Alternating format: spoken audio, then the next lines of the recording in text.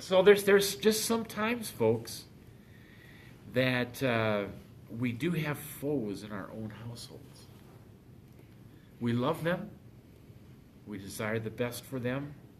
It's not that we don't desire the best for them, but we just can't be the harvester.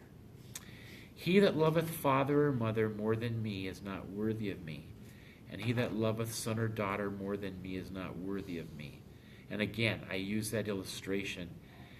Jesus is not saying here you can't love your sons and your daughters and your mothers, but if he's given you the call to come, it's like Zebedee. James, John, and Zebedee are in the boat. Jesus says, "Follow me." Mm-hmm. And James and John got out of the boat, but Zebedee stayed. We never hear about Zebedee again, except that James and John, the sons of Zebedee. That's right. Yeah, okay? He could have called all three of them. It doesn't say that James and John didn't love their father, but they had to follow Christ. Yep. Amen. And not their dad. That's what Jesus is saying here. Amen. He that findeth his life shall lose it. He that loseth life for my sake shall find it. He that receiveth you receiveth me.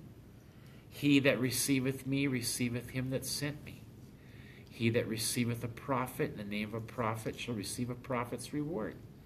And he that receiveth a righteous man in the name of a righteous man shall receive a righteous man's reward. In other words, when we receive the man of God, then we are rewarded with the rewards that the man of God receives.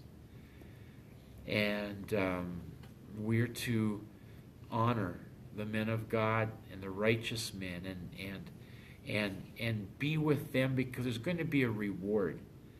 There's going to be a greater reward of being around righteous people. So I think, I believe what Jesus is saying here is this: if you can't find friendship within your own house anymore, then go to a house where you can find friendship.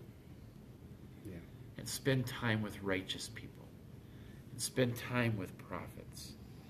And whosoever shall give to drink unto one of these little ones a cup of cold water, only in the name of a disciple, verily I say unto you, he shall in no way lose his reward.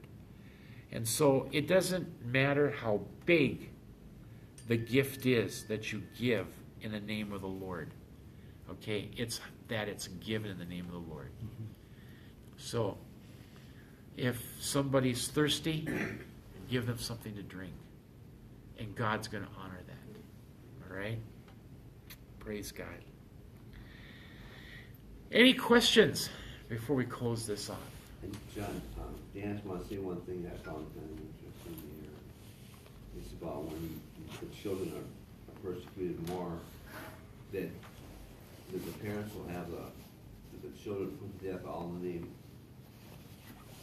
What I'm trying to say here is that they'll love their own life more if they put their kid to death because of Jesus. And they, you know what I mean? They'll have their kids put to death for being Christians.